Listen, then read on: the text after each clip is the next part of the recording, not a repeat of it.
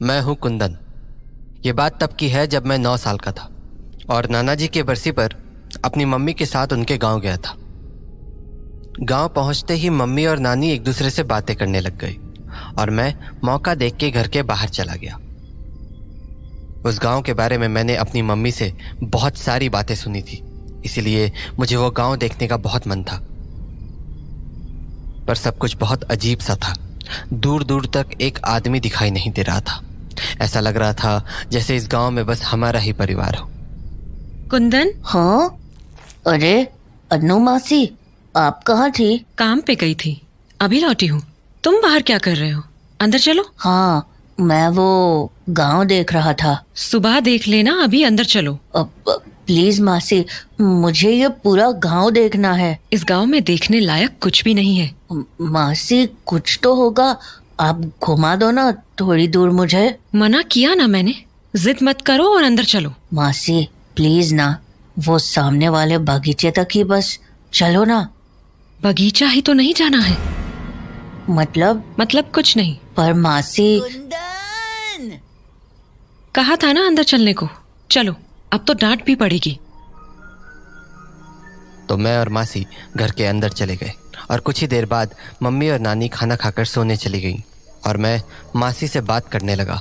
मासी, इस गांव में लोग नहीं है क्या? क्यों? शाम में जब मैं बाहर था मुझे कोई भी नहीं दिखा था।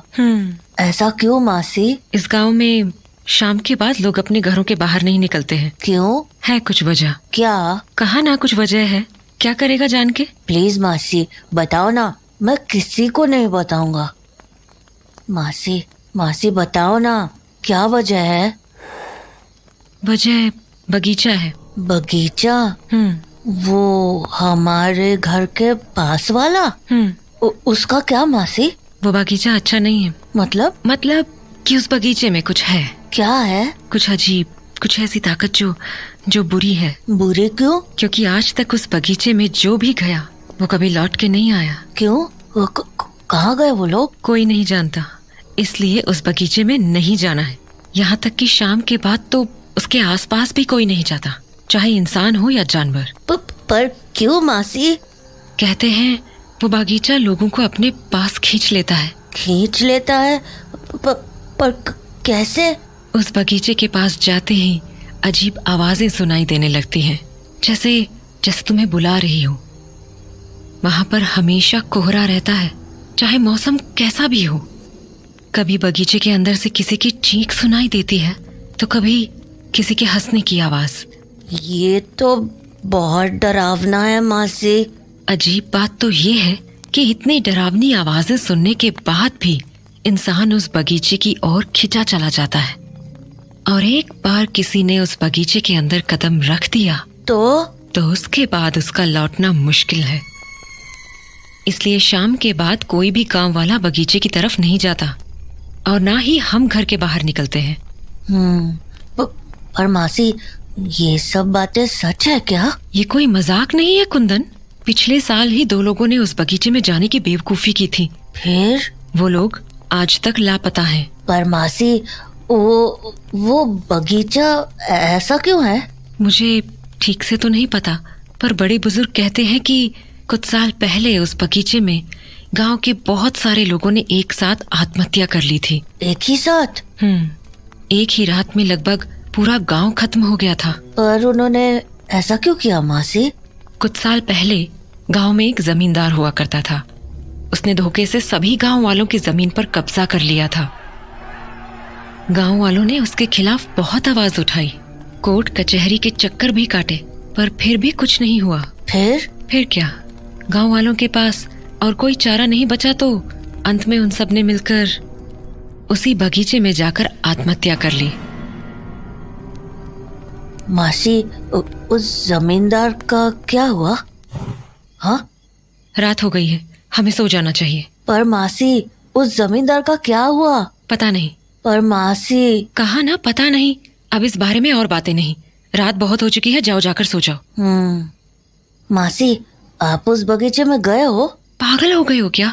मैंने कहा ना उस बगीचे के आसपास कोई नहीं जाता। तुम अपना दिमाग कम लगाया करो, समझ गए? हम्म। जाओ जाकर सो जाओ, रात बहुत हो गई है। मासी से बात करने के बाद मेरे दिमाग में उस बगीचे को लेकर और भी सवाल उठ रहे थे। मेरा मन अब भी उन बातों को मानने को तैयार नहीं था। इसीलिए उस रात जब सब लोग सो गए तो मैं अकेला ही उस बगीचे की तरफ निकल गया।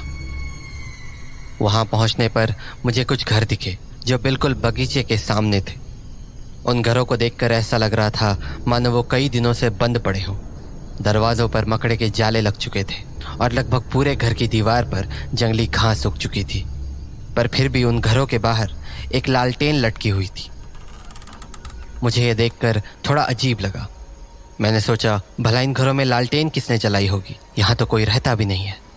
मैं उन घरों को देख ही रहा था कि तभी बगीचे का दरवाज़ा दीवार से टकरा गया और रात के सन्नाटे में वो आवाज़ पूरे गांव में गूंज गई।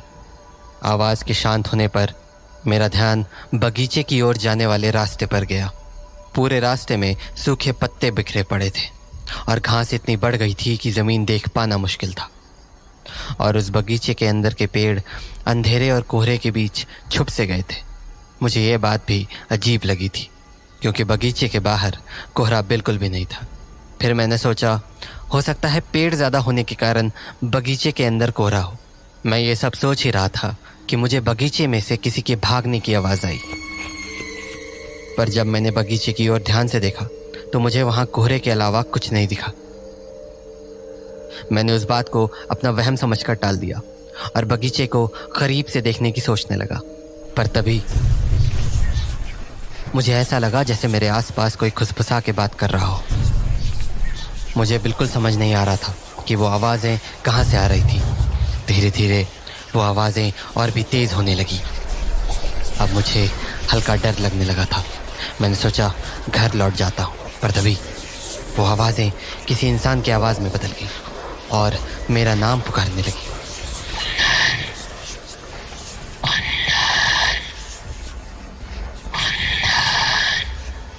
मेरी हालत खराब हो रही थी। मैं वहाँ से भागना चाहता था पर मेरे पैर मानो जम से गए थे और धीरे धीरे करके वो आवाज़ें और भी तेज़ हो रही थी।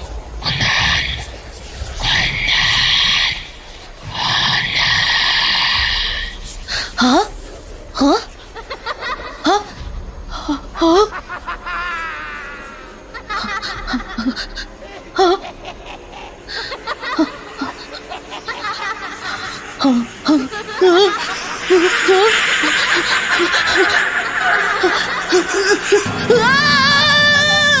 कुंदन, मासी, क्या कर रहे हो तुम यहाँ? पागल हो गई हो क्या? मासी, तुम्हें पता भी है ये कितनी खतरनाक जगह है? मासी, मैं वो खड़े खड़े मेरा मुंह क्या देख रहे हो? चलो यहाँ से। मासी, कहा ना यहाँ से चलो, जल्दी चलो। जिस तरह से मासी मुझे वहां से घर लेकर आई थी, मुझे समझ आ गया था कि मैंने कोई बहुत बड़ी गलती कर दी है, पर मैं ये समझ नहीं पा रहा था कि आखिर मासी इतनी डरी हुई क्यों थी। अगले दिन मासी और मम्मी को किसी काम से मार्केट जाना था, तो वो मुझे नानी के पास छोड़ गए। मम्मी मासी को गए काफ़ी टाइम हो चुका था, तो मैं खाना खाने के लिए किचन में जाकर नानी के पास बैठ गया। पर मैं अभी भी मासी की बताई बातों के बारे में सोच रहा था, तो मुझे लगा क्यों ना नानी से ही सच पूछ लूं। नानी, क्या बगीचे में जाना मना क्यों है? मतलब? हाँ, बगीचे में कोई भी नहीं जाता ना। किसने कहा? वो मासी कह रही थी। ये सब फालतू चीजें हैं, समझा? इन बातों पर ध्यान मत दे। नहीं नानी, मासी कह रही थी वहाँ पर लोगों ने आत्महत्या कर ली थी किसी जमींदार के कारण। अरे क्या जमींदार के कारण? वो लोग कुछ काम वाम करते थे नहीं, खाने वाने को होता नहीं था तो मर गए भूखमरी से। इसमें जमींदार की क्या गलती? ओ, और जमींदार? क्या जमींदार? जमींदार का क्या हुआ? क्या मतलब क्या हुआ? कुछ नहीं हुआ, क्या होगा? मतलब वो कहाँ है अभी? कहाँ रहेगा? यही है, इसी गांव में। पर तू छोड़, तू नहीं समझेगा। क्या नहीं समझूंगा? बताओ ना नानी, कहाँ है वो जमींदार? अरे क्या करेगा जानकर, तुझे थोड़ी दिखेगा वो। हाँ, क्यों क्यों नहीं दिखेगा? बस ऐसे ही। अब बातें मत कर और खाना खा। नानी, पर वो है कहाँ? बताओ ना। अरे यहीं तो बैठा है तेरे बगल में, तुझे ही देख रहा है। हाँ, मेरे बगल में नानी क्या बोल रही हो? ओफो, मैंने पहले ही बोला था ना कि तुझे नहीं दिखेगा। अब ज्यादा सवाल मत कर। पर कहा ना, दिमाग मत लगा, चुपचाप खाना खा और सो जा जाके। हाँ। मुझे नानी की बातें अजीब लगने लगी थी, तो मैंने जल्दी से खाना खाया और खटिया पर जाकर लेट गया। पर मेरे दिमाग में अब भी नानी की कही बातें चल रही थी। मैं यही समझने की कोशिश कर रहा था कि आखिर नानी की बातों का मतलब क्या था, और वो ऐसा क्यों कह रही थी कि जमींदार मेरे बगल में ही बैठा था। इन्हीं बातों को सोचते हुए पता नहीं कब मेरी आंख लग गई। नींदों में मुझे कुछ आवाजें सुनाई दी, पर मैं समझ नहीं पा रहा था कि वो क्या कह रही है। पर तभी ऐसा लगा जैसे कोई मेरा नाम पुकार रहा है। कुंदन बेटा, पहचाना मुझे? हाँ?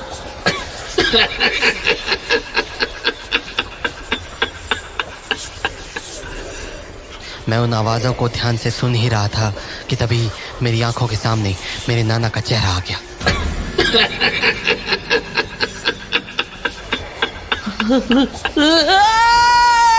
और मैं चीख कर बिस्तर से उठ गया, और जैसे ही मैंने नजरें घुमाई तो देखा कि मेरी नानी मेरे खटिया के ठीक बगल में ही बैठी थी। क्या हो गया? बुरा सपना देखा क्या? नानी हो मैंने अभी नाना जी को देखा। तो दिख ही गया ना तुझे जमींदार। हाँ, जमींदार? हाँ, तू देखना चाहता था ना जमींदार को। पर नानी, मैंने तो नाना जी को देखा। तू अभी भी नहीं समझा? हाँ। अरे जमींदार तेरे नाना ही तो थे।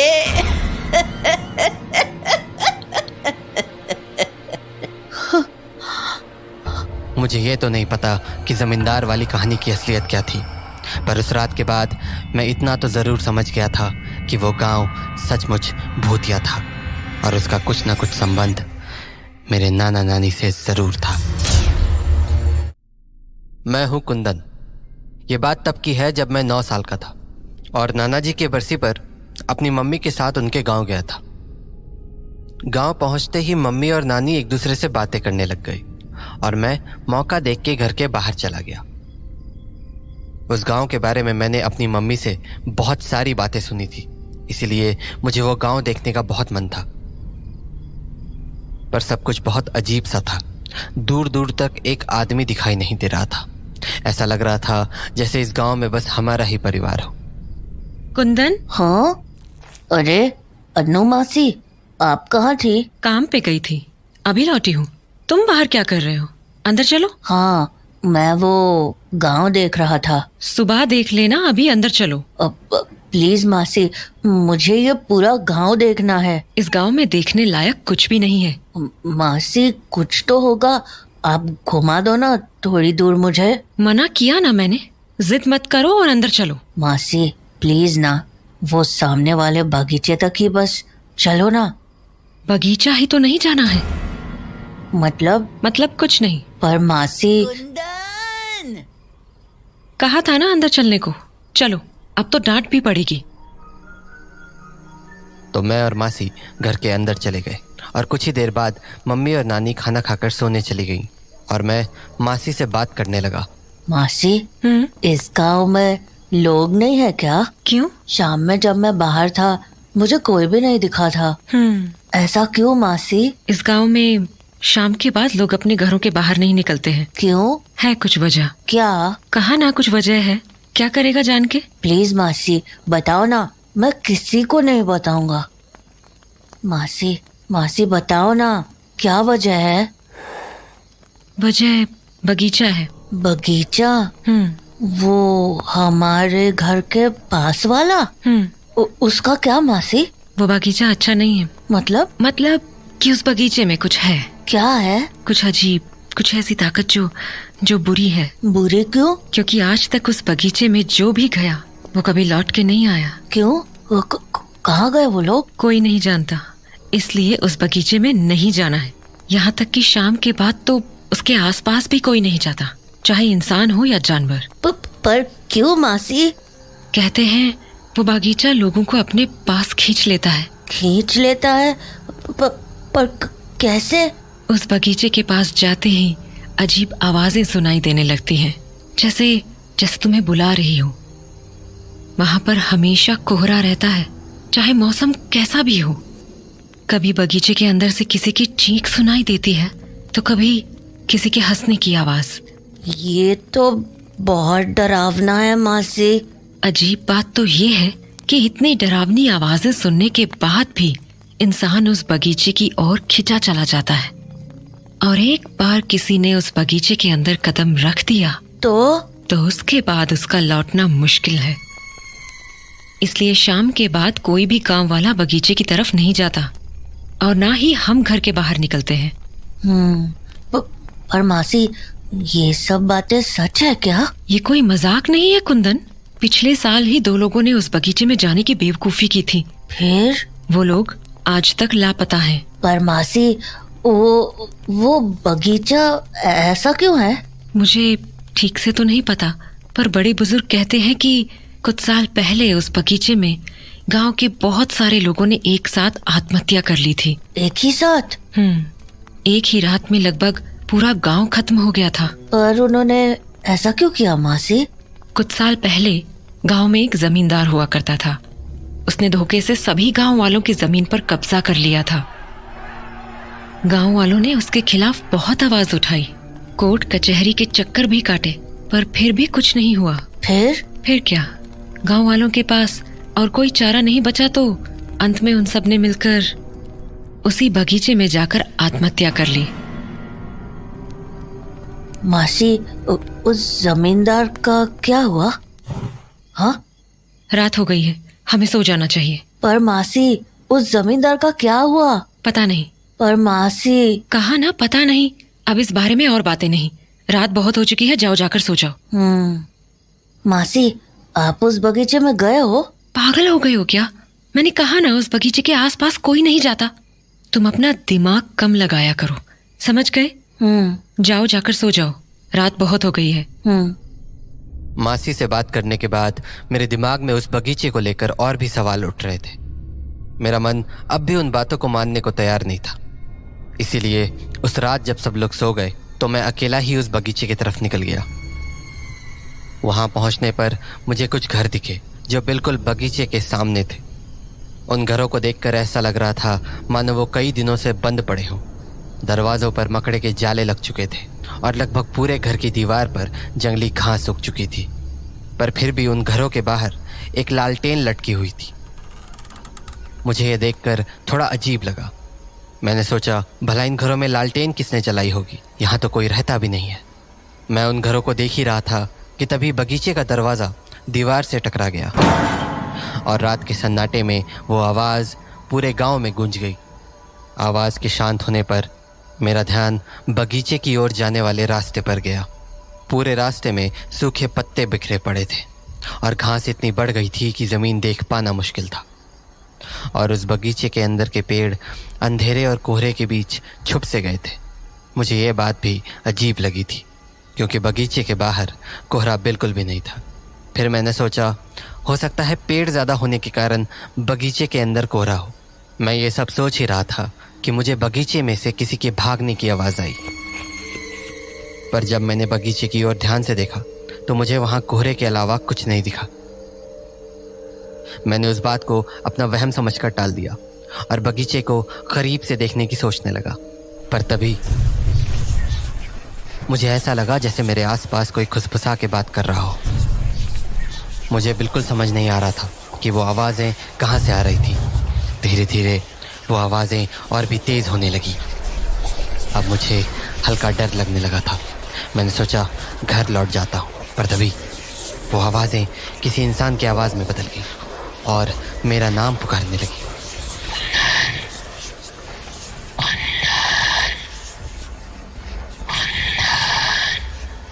मेरी हालत खराब हो रही थी। मैं वहां से भागना चाहता था पर मेरे पैर मानो जम से गए थे और धीरे धीरे करके वो आवाजें और भी तेज हो रही थी।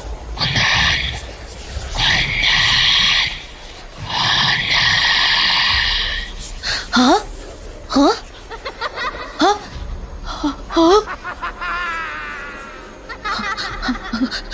हाँ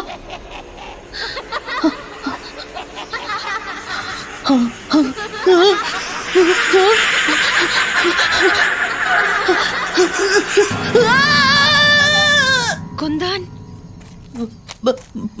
मासी, क्या कर रहे हो तुम यहाँ? पागल हो गई हो क्या? मासी, तुम्हें पता भी है ये कितनी खतरनाक जगह है? मासी, मैं वो खड़े खड़े मेरा मुंह क्या देख रहे हो? चलो यहाँ से। मासी, कहा ना यहाँ से चलो, जल्दी चलो। जिस तरह से मासी मुझे वहां से घर लेकर आई थी, मुझे समझ आ गया था कि मैंने कोई बहुत बड़ी गलती कर दी है, पर मैं ये समझ नहीं पा रहा था कि आखिर मासी इतनी डरी हुई क्यों थी। अगले दिन मासी और मम्मी को किसी काम से मार्केट जाना था, तो वो मुझे नानी के पास छोड़ गए। मम्मी मासी को गए काफी टाइम हो चुका था, तो मैं खाना खाने के लिए किचन में जाकर नानी के पास बैठ गया। पर मैं अभी भी मासी की बताई बातों के बारे में सोच रहा था, तो मुझे लगा क्यों ना नानी से ही सच पूछ लूं। नानी, क्या बगीचे में जाना मना क्यों है? मतलब? हाँ, बगीचे में कोई भी नहीं जाता ना। किसने कहा? वो मासी कह रही थी। ये सब फालतू चीजें हैं, समझा? इन बातों पर ध्यान मत दे। नहीं नानी, मासी कह रही थी वहाँ पर लोगों ने आत्महत्या कर ली थी किसी जमींदार के कारण। अरे क्या जमींदार के कारण? वो लोग कुछ काम वाम करते थे नहीं, खाने वाने को होता नहीं था तो मर गए भूखमरी से। इसमें जमींदार की क्या गलती? ओ, और जमींदार? क्या जमींदार? जमींदार का क्या हुआ? क्या मतलब क्या हुआ? कुछ नहीं हुआ, क्या होगा? मतलब वो कहाँ है अभी? कहाँ रहेगा? यही है, इसी गांव में। पर तू छोड़, तू नहीं समझेगा। क्या नहीं समझूंगा? बताओ ना नानी, कहाँ है वो जमींदार? अरे क्या करेगा जानकर, तुझे थोड़ी दिखेगा वो। हाँ, क्यों क्यों नहीं दिखेगा? बस ऐसे ही। अब बातें मत कर और खाना खा। नानी, पर वो है कहाँ? बताओ ना। अरे यहीं तो बैठा है तेरे बगल में, तुझे ही देख रहा है। हाँ, मेरे बगल में? नानी क्या बोल रही हो? ओफो, मैंने पहले ही बोला था ना कि तुझे नहीं दिखेगा। अब ज्यादा सवाल मत कर। पर कहा ना, दिमाग मत लगा, चुपचाप खाना खा और सो जा जाके। हाँ। मुझे नानी की बातें अजीब लगने लगी थी, तो मैंने जल्दी से खाना खाया और खटिया पर जाकर लेट गया। पर मेरे दिमाग में अब भी नानी की कही बातें चल रही थी। मैं यही समझने की कोशिश कर रहा था कि आखिर नानी की बातों का मतलब क्या था, और वो ऐसा क्यों कह रही थी कि जमींदार मेरे बगल में ही बैठा था। इन्हीं बातों को सोचते हुए पता नहीं कब मेरी आंख लग गई। नींदों में मुझे कुछ आवाजें सुनाई दी, पर मैं समझ नहीं पा रहा था कि वो क्या कह रही है। पर तभी ऐसा लगा जैसे कोई मेरा नाम पुकार रहा है। कुंदन बेटा, पहचाना मुझे? हाँ?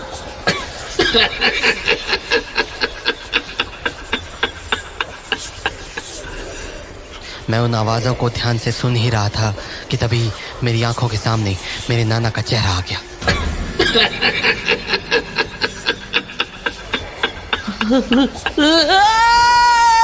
और मैं चीखकर बिस्तर से उठ गया, और जैसे ही मैंने नजरें घुमाई तो देखा कि मेरी नानी मेरे खटिया के ठीक बगल में ही बैठी थी। क्या हो गया? बुरा सपना देखा क्या? नानी, हो मैंने अभी नाना जी को देखा। तो दिख ही गया ना तुझे जमींदार। हाँ, जमींदार? हाँ, तू देखना चाहता था ना जमींदार को? पर नानी, मैंने तो नाना जी को देखा। तू अभी भी नहीं समझा? हाँ, अरे जमींदार तेरे नाना ही तो थे।